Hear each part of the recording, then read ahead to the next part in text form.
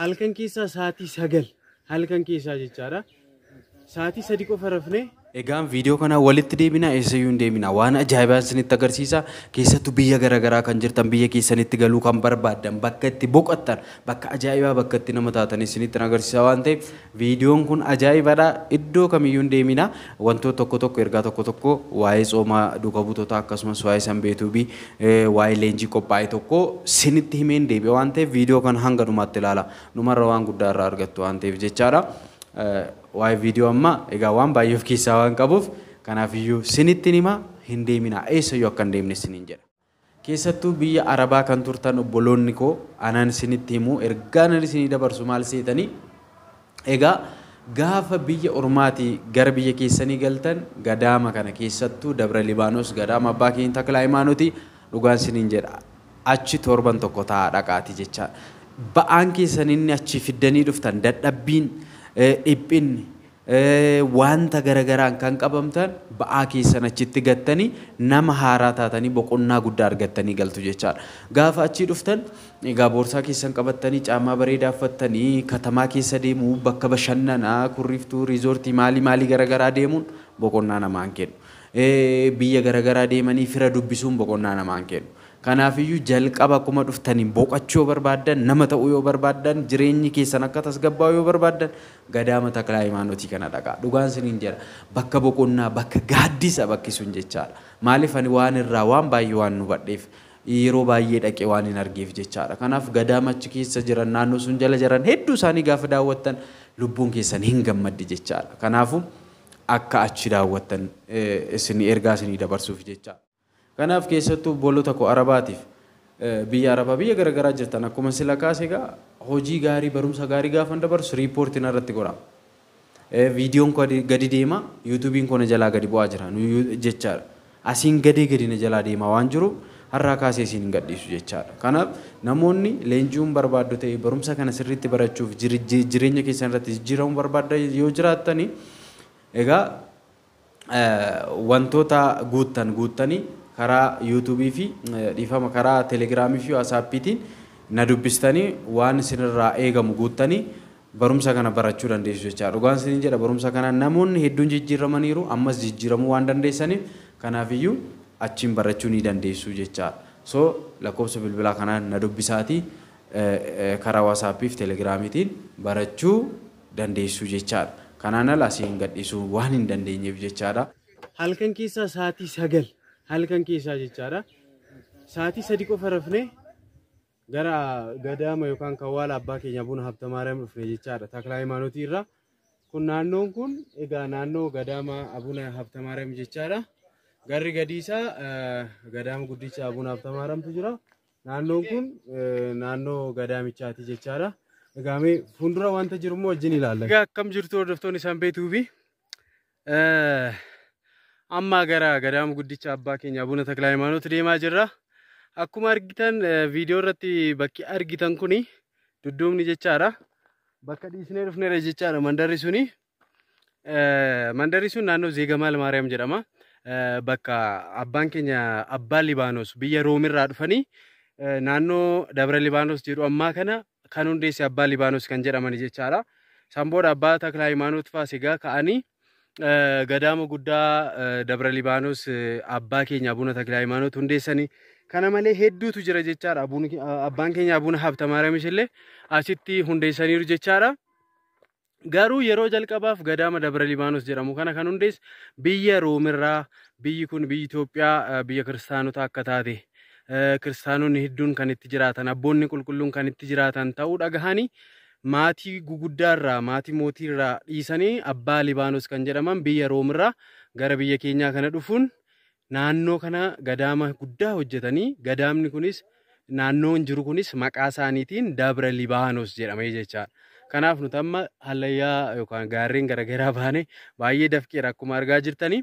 Egaa ayyaana abbaa keenya Abuna Takla Hayimaanotii kan caamsaa bultii 12 kabajuudha kan nuti dhufne gadaama kawwaala kan abbaa keenya Habta Maariyaam halkan dhufne sanbooda Zeegamaal Maariyaamii akkasuma Abuna Zaraabruuk bakka jiran daawwannee amma immoo gara gubbaatti bahaa jirra jechaadha. Akkuma argaa jirtan karaarran jira. Kana wajjin haa deemnuu isiniin jedha. Uffadheen argee libaana mana keetii kawwaala kee deemee tulluu Libaanoositti ulfinni kee addadhaa yaa takla haayimaanuutii qabsoora keen himaa addunyaa hundatti. Egaa faarfannaan kunii kan barreeffames mucaa Salaaleetiini. Faarfataa Koyil Shawaa akkasuma immoo yeedaloosaa kan hojjetames gadaamuma kanatti jechaadha. Yeedaloo isaan hojjeteenuma. Lafa jirtan maraatti nageenyi Kiristoos isiniif haa baay'atu. Akkam nagaa jirtu? Ani nagaa kooti, galanni ulfinni Waaqayyoof haa ta'u.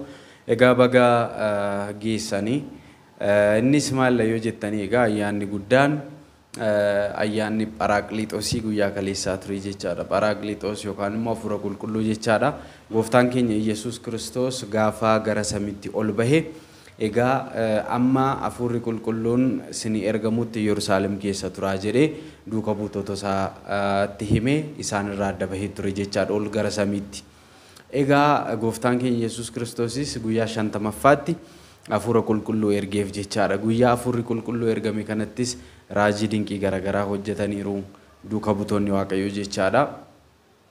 Lallabaan illee namoonni 3,000 yeroo tokko gara gooftaa keenya Yesuus Kiristoositti deebi'aniiru jechaadha. Kanaaf ayyaana guddaadha jechaadha. Ayyaanni Phaaraaqliixoosii yookaan hafuurri qulqulluu jechaadha. Guyyaa har'aa kana immoo tsoomni duuka buutotaa kan itti eegaledha jechaadha. Gaafa roobii immoo tsooma fayyinaa kan jedhamu yookaan immoo tsoomni roobii fi jimaataa kan itti eegaludha jechaadha. Kanaaf egaa akka mana kiristaanaa Ortodoksii Tawaahidootti namni tokko tsoomuu kan qabu tsooma torba jechaadha waggaa keessatti. Egaa tsooma torban kana keessaa immoo tsoomni duuka buutotaa isa tokko jechaadha. Kanaaf tsoomni duuka buutotaas eegaleera jechaadha namoonni tsoomtanii. Kanaaf tsooma gaarii nuuf haa ta'u jechuun barbaada. Sababbiin tsoomni kun itti tsoomamuufis jechaadha duuka buutonni gooftaan keenya Yesuus Kiristoos gara samiitti yeroo ol bahuu dhaqaa maqaa Abbaa Ilma Hafuura Qulqulluu jechuun bartoota koo taasisaa cuuphaa warroota hin amanne amansiisaa cuuphaatii bartoota koo taasisaa jedhee wangeela Maatiyuus boqonnaa 28 irratti gaafa isaanitti himu isaanis hafuura qulqulluudhaan guutamanii gara hojii lallaba wangeelaatti osoo hin deemin dura Waaqayyoon tsoomaa fi kadhannaadhaan egaa Waaqayyoon kadhatanii karaa isaanii akka qajeelchu Waaqayyo akka isaan faana ta'u jalqaba tsoomaa fi sagada qabatan jechaadha. Manni kiristaanaa keenyas kana bu'uura godhachuudhaan nutis akka tsooma kana tsoomnu jechaadha. Sababbi isaa egaa Musees yoo ilaalle kakuu moofaa keessatti Musee faa Eeliyaas faa gaafa laallu guyyaa 40 halkan 40 faa tsoomaa turaniiru jechaadha. Museen tsillaatii Waaqayyo irraa fudhachuuf tulluu Siinaa gubbaa irratti guyyaa 40 fi halkan 40 tsoomeera jechaadha. Nutis gaafa kadhannaa keenya kadhan wantoota gara fuuldura keenya wanta gammachuus haa ta'u wantoota garaagaraa gara fuulduraatti gaafa karoorfannu Waaqayyoon kadhachuun tsoomaan sagadaan gara isaatti bahuun akka nu barbaachisu manni kiristaanaa keenya nu barsiisti jechaadha. Egaa nagaas hin daganne egaa akkuma yeroo hunda jennus immoo araarsummaan dubroo Maariyaam eegumsi ergamoota kadhannaan qulqullootaa jaalalli duuka buutotaa lafa jirtan maraatti hunduma keessan hunduma keenya faana haa ta'u jechaadha. Kanaaf tsoomni eegaleera jechuuf asumaan ergaa kana isiniif dabarsuu fi kana malee immoo jalqabuma immoo akkuma hubattan jechaadha. Egaa viidiyoo tokko jalqabarraa isin daawwachiiseen ture jechaadha. Halkan keessaa sa'aatii 9 kan jedhu sun jechaadha. Egaa innis maal yeroo darbe gadaama guddicha Dabra Libaanos deemnee turre bakka eebbaatii Dabra Libaanos namni hin deemne bakka itti boqottan keessattuu obboloota koo biyya Arabaatii dhuftaniif gaafa biyyatti galtaniif recommend yookaan immoo isinitti immoo kanan barbaadu dhugaan isiniin jedha namni gaafa hojiidhaan dadhabee dhufe gaafa hojiidhaan biyya biraatii hojii irra turee dadhabee boqonnaan isa barbaachisu eessa deema riizoortii garaagaraa biyya garaagaraa deemee bashannana jechaadha sammuu kun boqochiisa jedhee kun garuu boqonnaa addunyaan namaa kennitudha jechaadha yeroo muraasaaf kan turu jechaadha boqonnaa sun keessa dhuguun jira waan garaagaraatu jira jechaadha machiin jiraachuu danda'a sagaagaluun jiraachuu danda'a waan hedduutti nama geessa jechaadha sun boqonnaan biyya lafaa keessattuu biyya Arabaa kan turtan obboloonni koo anaan isinitti himu ergaan isinii dabarsu maal seetanii egaa gaafa biyya ormaatii gara biyya keessanii galtan gadaama kana keessattuu Dabra Libaanos gadaama abbaa keenya Takla Hayimaanotii dhugaan isiniin jedha achi torban tokko taa'aa dhaqaati jechaadha. Ba'aan keessan inni achi fiddanii dhuftan dadhabbiin dhiphinni wanta garagaraan kan qabamtan ba'aa keessan achitti gattanii nama haaraa taatanii boqonnaa guddaa argattanii galtu jechaadha. Gaafa achii dhuftan egaa boorsaa keessan qabattanii caammaa bareedaa uffattanii katamaa keessa deemuu bakka bashannanaa kurriftuu riizoortii maalii garagaraa deemuun boqonnaa namaan kennu. Biyya garagaraa deemanii fira dubbisuun boqonnaa namaan kennu. Kanaafiyyuu jalqaba akkuma dhuftaniin boqachuu yoo barbaaddan nama ta'uu yoo barbaaddan jireenyi keessan akka tasgabbaa'u yoo barbaaddan gadaama Taklaa Hayimaanotii kana dhaqaa. Dhugaan isiniin jira bakka boqonnaa bakka gaaddisa bakki sun jechaadha. Maaliif ani waan irraa waan baay'ee waan nu badheef yeroo baay'ee dhaqee waan hin argeef jechaadha. Kanaaf gadaama achi keessa jiran naannoo sun jala jiran hedduu isaanii gaafa daawwattan lubbuun keessan hin gammaddi jechaadha. Kanaafuu akka achi daawwattan isin ergaa isinii dabarsuuf jechaadha. Egaa inni gara biraa immoo anani har'a ergaa dabarsuu kanan dhufe egaa viidiyoo garagaraa isinii qopheessee ture jechaadha. Leenjii garagaraa isinii qopheessee tureera jechaadha.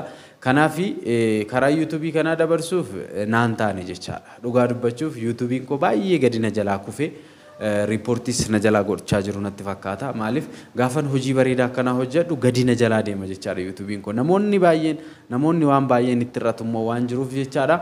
Kanaafiyyuu asirratti har'aa kaasee wantoota akkasii keessatti obboloota koo biyya Arabaa jirtaniif ergaawwan garagaraa kanan dabarsu jira osoo isinitti agarsiise kanan barreessee kaa hedduu isaatti ture jechaadha. Asiin dabarsuu hin danda'u jechaadha. Sababni isaa yuutuubii koo irratti miidhaa guddaan jalaa fidaa jira jechaadha.